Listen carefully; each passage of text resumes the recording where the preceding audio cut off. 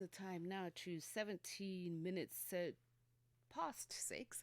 And as I mentioned earlier on, we usually on a Tuesday do our East Africa roundup to look at some of the stories making headlines and those that are likely to be topical throughout the week. We do that every Tuesday with Dennis Beru, journalist and team leader at Grassroot Journalism in Kenya. Dennis, very good morning to you. As Peter would say, I'll do it in his stead.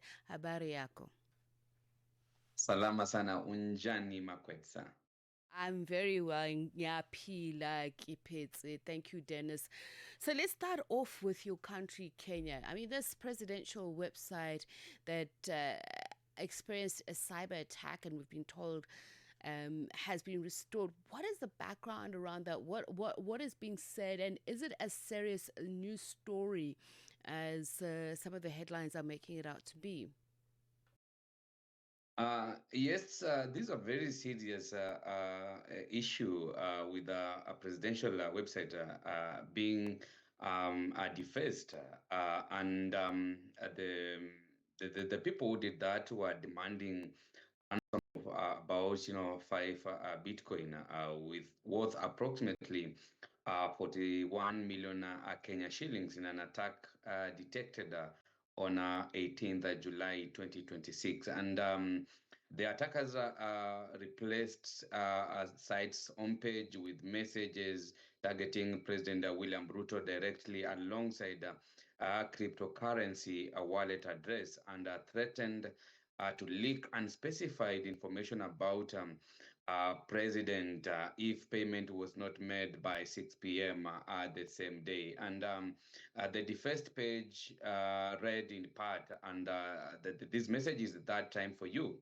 So before we leak everything about you, do a payment of 5 Bitcoins to the Bitcoin wallet if you want peace before 6 o'clock at this evening. So State House confirmed the breach and said its ICT team working along the National Computer and Incident Response Team Coordination Center restricted access to the website shortly after the defacement was discovered to contain the incident. And the Information Cabinet Secretary and Digital Economic William Kabogo confirmed that the incident response protocol had been activated and said there was no evidence that sensitive government data has been assessed, exfiltrated, or lost.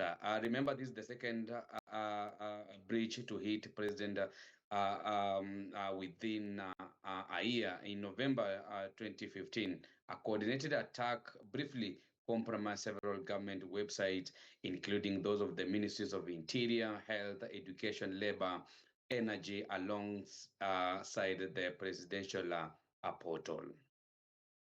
And Dennis, what makes this also very interesting is that Kenya has, over the years, really pushed itself against this profile of being a digital powerhouse, particularly for East Africa and also pretty much for Africa. So when the president's own digital infrastructure is compromised, is the bigger risk the technological breach or the erosion of confidence that underpins the digital government and digital commerce of Kenya?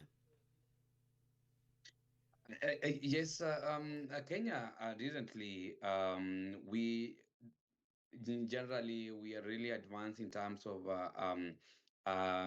digital, and of course, when people can just access, very crucial website like a government website, and infiltrate it or deface it. So now that put the country at a very crossroad, because we are looking at very crucial information about the presidency. And um, remember, we have a very serious cyber security law, and we are looking forward to seeing what happens next. And I know from the Minister of digital economy and ICT, there has to be some measures that are put in place to ensure that these do not happen again, especially for the presidential portal. Okay, so let's stay with Kenya. So the country has agreed to house 7 American aid workers returning from the DRC Ebola response mission. So how has this been received by the people of Kenya, given the fact that there was pushback on the building of the facility to house Americans who may possibly have been exposed to the Ebola virus? This comes at a time when we still have issues with the construction or establishment of the quarantine facility. And now, when Kenyans heard that the five occupants had arrived at the facility, the 7 Americans, humanitarian workers, all returning from Ebola response in the Democratic Republic of Congo, were transferred into a bio-isolation facility at Laikipia Air Base, rather fly them direct to their home in the United States. And the controversy comes at a time when we still have court proceedings, political and public debate in Kenya, despite country recording no Ebola cases linked to the current outbreak. And now the current outbreak is centered in the DR Congo and Uganda. And according to the World Health Organization, the circulating variety, which is now the Bundibujo species, which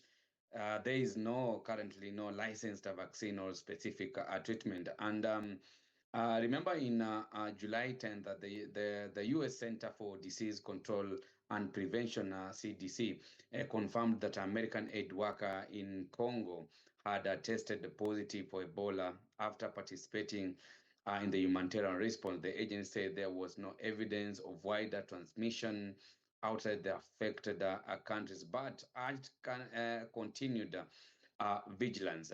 And Makwetsa, you see, now Kenya now receiving the Americans at the facility, and we've had, conversation around, social media, around, the public circles that, something must be done. How can people just wake up and defy court, court orders because the court orders were the construction of the quarantine facility should stop until Kenyan get, full information of the partnership or the center that is being constructed at the airbase.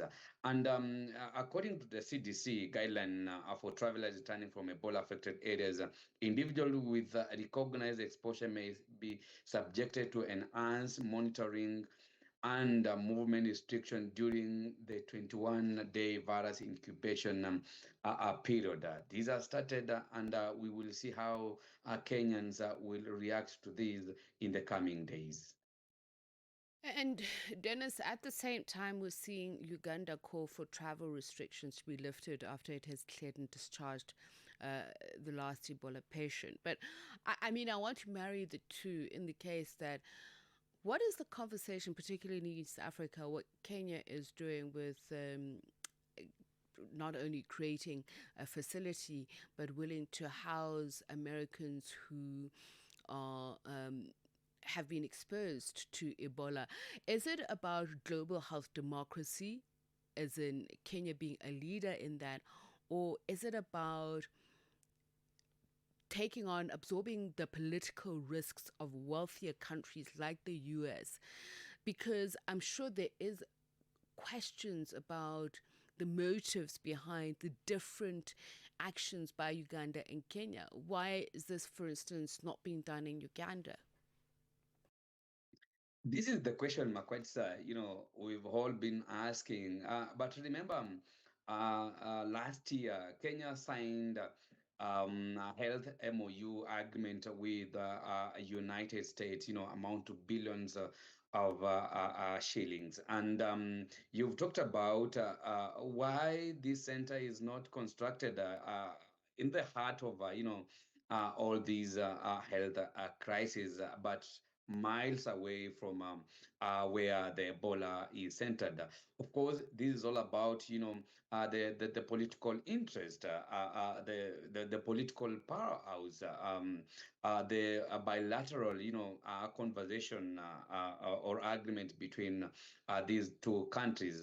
And when the Minister for Health, Aden Duale, was asked why Kenya, he said, of course, Kenya and the US has had, a good working relationship, and they should maintain that relationship. And when the US its workers are in crisis, then now Kenya should come in as a good partner. That's why the facility was constructed in Kenya. And we are talking about what is happening with the Uganda the other day just discharged the last person to have had this virus, and we are seeing a country that has had about 20 people and they have had to a death. Now 15 countries continue to maintain their partial or full restriction on Uganda after the outbreak measures. And Ugandan government said, this has really crippled, the tourism, trade, business, despite, the country relatively having successfully responded to the outbreak. And the U.S. has also placed Uganda on a four-level advisory against all travel due to the Ebola outbreak. And the case, the same category includes countries such as North Korea, Somalia, Afghanistan, and Russia. So, Makwesa, we are really watching keenly to see what happens, because Uganda has declared that now we do not have Ebola a patient anymore, and they're just waiting to see whether the US and other countries that has had restricted travel to and from Uganda is now lifted.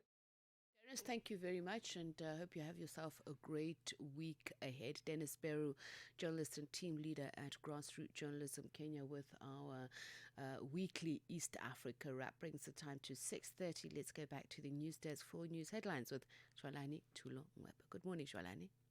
Get the news, music, and lifestyle of Africa